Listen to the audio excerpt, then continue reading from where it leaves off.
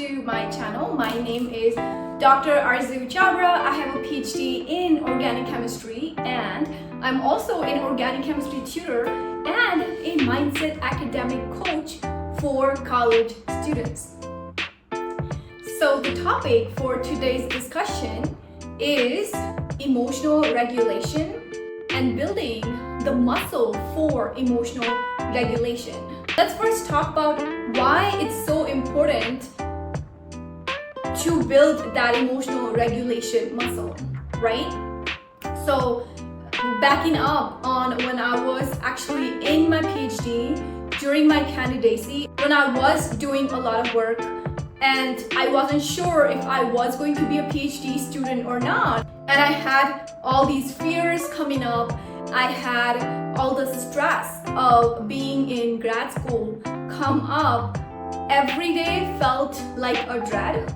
Every day felt like too much work. It felt like I did not want to wake up from bed. I didn't want to live my day normally. It was hard for me to think about even making my coffee. It was hard to just thinking about doing normal things on an everyday basis, right? So then much later on, I learned that I was just feeling some of the fears, the stress, and it was so heavy for me. And especially also because I left my family, I left my parents to make a career in America, and the stress of failing was insanely high. It was so high that I had almost, put my foot down and told my parents that I'm going to get this PhD from America and nobody can stop me. And when I'm over there, I have this stress and I'm not even sure if I'm gonna pass this candidacy exam. My support system was zero because my parents weren't super duper excited that I left home by myself, alone, a woman in the country, right, in America. And so I was by myself, and until much later, I did not realize that emotional regulation is actually a muscle that you can develop to deal with the smaller everyday stress to bigger everyday stress. So this muscle will actually help you have a calmer, more intentional, more grounded experience of life. And that's why I'm also a mindset coach, because I realized how many of us ambitious students actually go through life in a hustle. We are just constantly on the go, we are burning out, but we're not actually realizing that achievement, that goal, that all that process, all of that success can be met without actually having to go through the dread, without actually having to go through really bad experiences. So this is my mission, to actually help young adults so we are able to stay more in touch with ourselves of who we are, so we get less diverted in life. And that's why I'm actually launching a 9-month program. So if you're a struggling college student, or if you just want one-on-one help, you can reach out to me on my website, the link for which is in the description. So let's get started. Let's talk about the process of actually regulating our emotions. It's not complicated, it's not something that's hard, it's not rocket science, right? But it's more self-reflectory, more self-reflection based, more of creating an internal awareness, creating an awareness of our emotions in the body type of process work, right? So the first step of the process is to actually tap into the emotion of the body. The first step is to actually tap or scan your body whenever you're feeling any kind of heaviness, when you're stressed, anxious, when you are afraid, scared, when you have any kind of emotion that you don't like. It's cropping up, it's coming up, right? So the first step you actually want to take is to take a note of that feeling in your body. Think about how that actually makes you feel in the body. Just pay attention to the feeling, because sometimes it's possible that you might not even know the cause of whatever is happening in your body right now.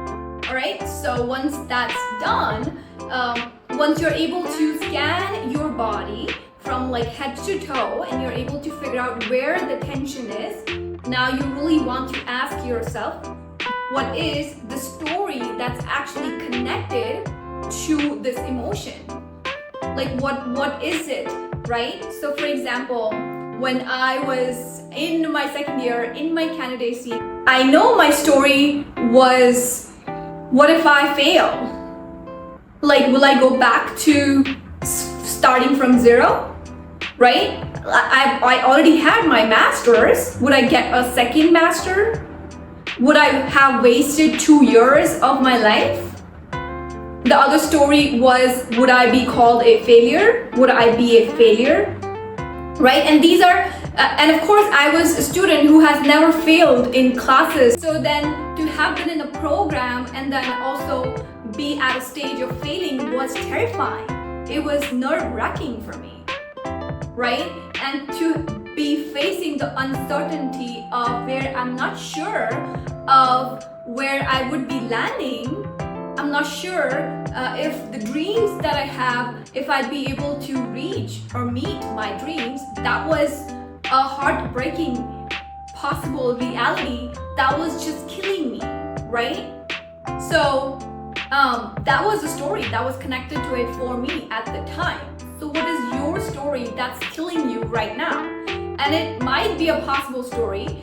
And let me just throw in one thing really fast, right? If there are things like that, if they scare you to death, then you might want to ask yourself, what is the worst case scenario that can actually happen? And if you're totally fine with your worst case scenario, then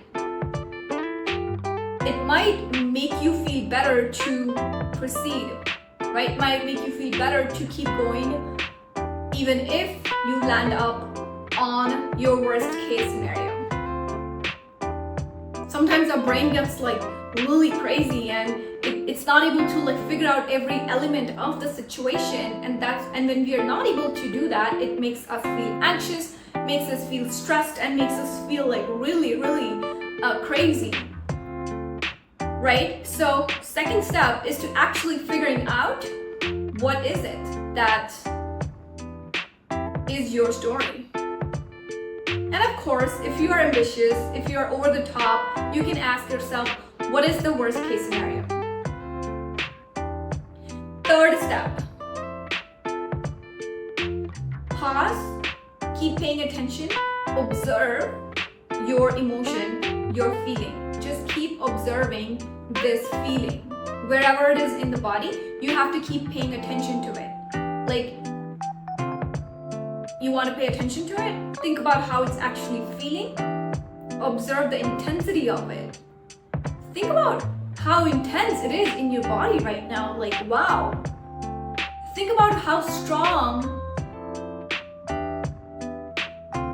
of a feeling it is that's connected to the story that you actually told yourself right now, right? When you're able to figure out, when you're able to pay attention to this feeling, to this emotion, the intensity of it for at least 10 minutes,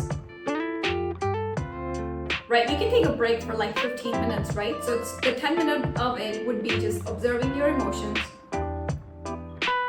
And now the moment your 10-minute timer is over, you will automatically start to feel something, and you can report back to me how it's actually feeling. And I promise you that you're already feeling, it's a hint. You start to feel better, because when you observe your negative emotions, they lose their grip on you.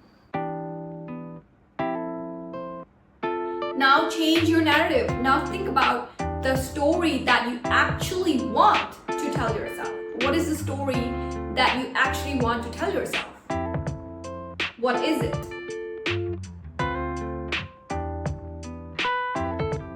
you want to say, I can try.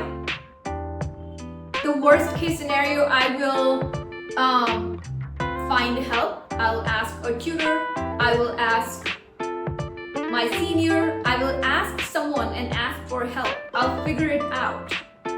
What is the new story? I will be the person who will figure it out like I did in the past.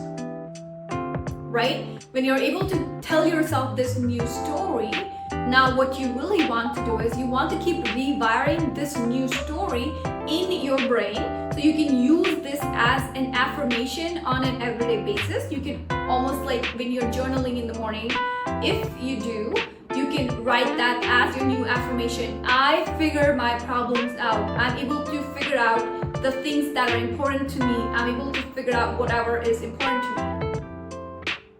Right? Use that as your new mantra, your new story, in your journaling or whatever it is. In your new journaling, in your new routine, like your new incantation. So that will release whatever was coming up because of the fear. And of course, you would have new fears coming up every day. That's the nature of human brains. So then actually developing this muscle for every new fear that's coming up will actually help you long term, will help you use this skill long term. Right? So of course, if you want to work with me one-on-one or join us in the 9-month program, which is meant for young adults, the description for which is linked down below, and I will see you guys on the other side. Until then, keep learning and keep growing. Bye now.